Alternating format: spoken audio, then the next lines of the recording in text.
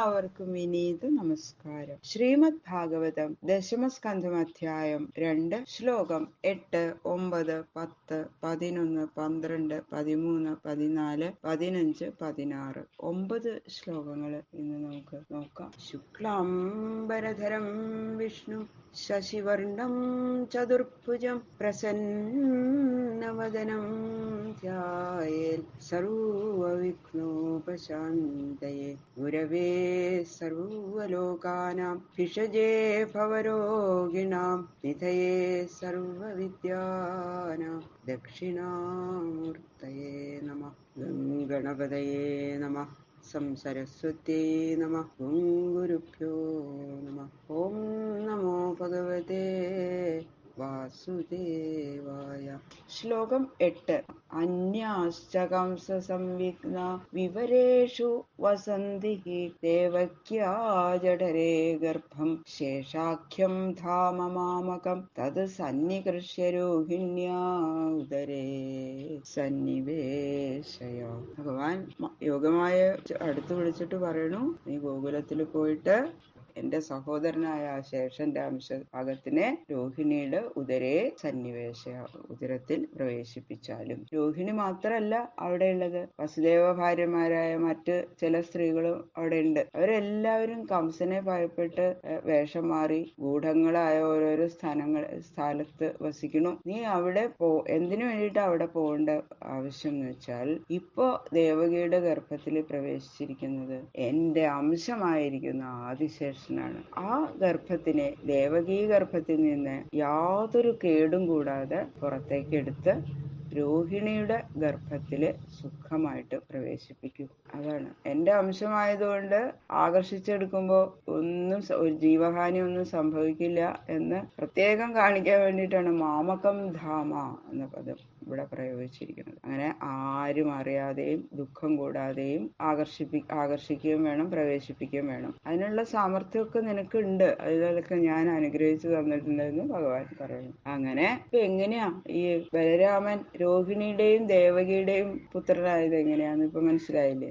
അഥാഹമംശഭാഗേന ദേവക്യാ പുത്രതാം ശുഭേ പ്രാപ്സ്യാമി ത്വം യശോദായാം നന്ദപത്ന്യാം ഭവിഷ്യസി. ദേവകി ഗർഭത്തെ ആകർഷിച്ച് രോഹിണി ഗർഭത്തിലെ പ്രവേശിപ്പിക്കുന്നത് എന്തിനു വേണ്ടിയിട്ടാ എന്നതാ പറയണം. നീ ദേവകിയുടെ ഗർഭത്തെ ആകർഷിച്ച ഉടനെ ഞാൻ പരിപൂർണ സ്വരൂപത്തോടുകൂടി ദേവകിയുടെ ഗർഭത്തിലേക്ക് പ്രവേശിക്കും. നീയും നന്ദന്റെ ഭാര്യയായ യശോദയിൽ അവതരിച്ചോളും. എന്റെ അവതാര സമ്പത്ത് പരിപൂർണമാവണമെങ്കിൽ നീ കൂടി ആവശ്യമാണ്. അധികകാലം നീ അങ്ങനെ ഇരിക്കണ്ട, കുറച്ചു സമയം യശോദയുടെ പുത്രി എന്ന നിലയിൽ സ്വീകരിച്ചാൽ മതി എന്ന് പറയണം. പ്രത്യേകിച്ച് പറയേണ്ടതൊക്കെ അർച്ചിഷ്യന്തി മനുഷ്യാസ്ത്വാം സർവകാമവരേശ്വരീം നാനോപഹാര ബലിഭി സർവകാമവരപ്രദാം.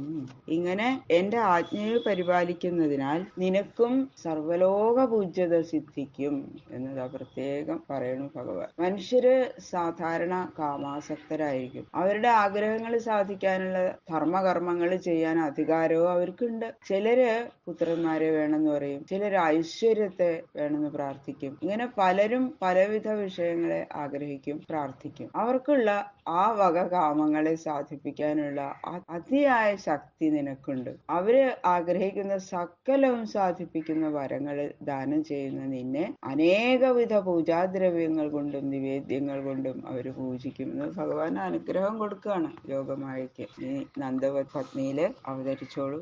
നാമധേയാനി കുർവന്തി സ്ഥാനാനി ച നരാഭുവി ദുർഗേതി ഭദ്രകാളീതി വിജയാ വൈഷ്ണവീതി ച കുമുദാ ചണ്ഡികാ കൃഷ്ണ മാധവീ കന്യകേതി ച മായാ നാരായണീശാനി ശാരദേത്യംബികേതി ച. ഭൂമിയില് മനുഷ്യര് നിന്നെ പൂജിക്കാൻ വേണ്ടി സ്ഥാനങ്ങളും നാമങ്ങളും കൽപ്പിക്കും. ദുർഗ, ഭദ്രകാളി, വിജയ, വൈഷ്ണവി, കുമുദ, ചണ്ഡിക, കൃഷ്ണ, മാധവി, കന്യക, മായ, നാരായണി, ഈശാനി, ശാരദ, അംബിക എന്നിങ്ങനെ അനേക നാമങ്ങൾ കൊണ്ട് മനുഷ്യര് നിന്നെ കീർത്തിക്കും. ഗർഭസംഘർഷണാത്തം വൈ പ്രാഹു സംഘർഷണം ഭുവി രാമേതി ലോകരമണാൽ ബലം ബലവതുച്ഛ്രയാ. ഗർഭത്തിൽ നിന്ന് ആകർഷിച്ചതിനുകൊണ്ട് സംഘർഷണൻ എന്നു പേര് വരും അദ്ദേഹത്തിന്. പിന്നെ സൗന്ദര്യാദി ഗുണങ്ങളാൽ സകല ജനങ്ങളെയും ആനന്ദിപ്പിക്കുന്നത് കൊണ്ട് രാമൻ എന്നും പേരുണ്ടാവും ഏട്ടന് എന്ന് പറയണം. ബലവാന്മാരുടെ ബലങ്ങളെ എല്ലാം ജയിക്കത്തക്ക വിധം അതിബലിഷ്ഠനാകയാൽ ബലൻ എന്നും ബലഭദ്രൻ എന്നും അദ്ദേഹത്തിന് നാമധേയമുണ്ടാകും എന്ന് പ്രത്യേകം പറയണു ഭഗവാൻ. ശ്രീശുക ഉവാച സന്ദിഷ്ടൈവം ഭഗവത തഥേത്യോമിതി തദ്വച പ്രതിഗൃഹ്യ പരിക്രമ്യ ഗാം ഗതാ തത്തഥാകരോ.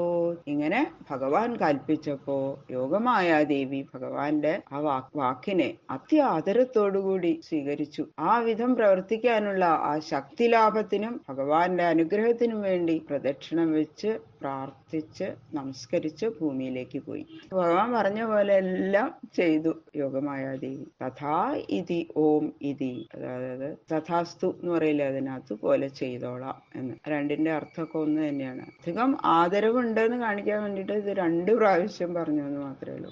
ഗർഭേ പ്രണീതേ ദേവക്യ രോഹിണ്യാം യോഗനിദ്രയാ അഹോ വിശ്രംസിതോ ഗർഭ ഇതി പൗരാവിചുക്രുഷു. സകല ജനങ്ങളെയും മോഹിപ്പിക്കാൻ ശക്തിയുള്ള യോഗനിദ്ര ദേവകിയുടെ ജഠരത്തിലുള്ള ഗർഭത്തെ ആ ദേവകീ ദേവിക്ക് യാതൊരു ദുഃഖവും തോന്നിക്കാതെ, ദേവകീ ദേവി അറിഞ്ഞത് പോലുമില്ല, അങ്ങനെ ആകർഷിച്ച് വ്രജത്തിലിരിക്കുന്ന രോഹിണിയുടെ ജഠരത്തില് വ്രജവാസികൾ ആരും അറിയാതെ പ്രവേശിപ്പിച്ചു. അപ്പോ മധുരാപുരവാസികള് കഷ്ടം, ദേവകിക്ക് കംസനോടുള്ള ഭയം നിമിത്തം ഗർഭം അലസിപ്പോയില്ലോ എന്നിങ്ങനെ പറഞ്ഞ് ഖേദിച്ചു. അത് 4 മാസം തികയുന്നതിന് മുമ്പല്ലേ, അപ്പൊ അത് 4 മാസം തികയുന്നതിന് മുമ്പുള്ള ഗർഭം അലസിയാൽ സ്രവിച്ചു അങ്ങനെയാണല്ലോ പറയാ. 5-6 മാസങ്ങളായാൽ പതിച്ചു എന്ന് പറയും, അതിനും കൂടി മേൽപോട്ടായാൽ പ്രസവിച്ചു എന്ന് പറയും. അങ്ങനെ ആ ജലപ്രായമായിരിക്കുന്ന സ്ഥിതി വിട്ടു കഷ്ടിച്ചു, അത്രേ ഉള്ളൂ. അങ്ങനെ ഗർഭത്തെ എടുത്ത് മറ്റൊരു സ്ഥാനത്തിൽ പ്രവേശിപ്പിച്ചത്. ആ സമയത്താണ് അത് വേറൊരു ഗർഭത്തിലേക്ക് പ്രവേശിപ്പിച്ചതെന്ന് ഇതാ പ്രത്യേകിച്ച് ഇതില് ഒരു സൂചനയുണ്ട്. ഭഗവാനഭിവിശ്വാത്മാ ഭക്താനാമഭയങ്കര ആവിവേശാംശഭാഗേന മനഃആനകദുന്ദുഭേ.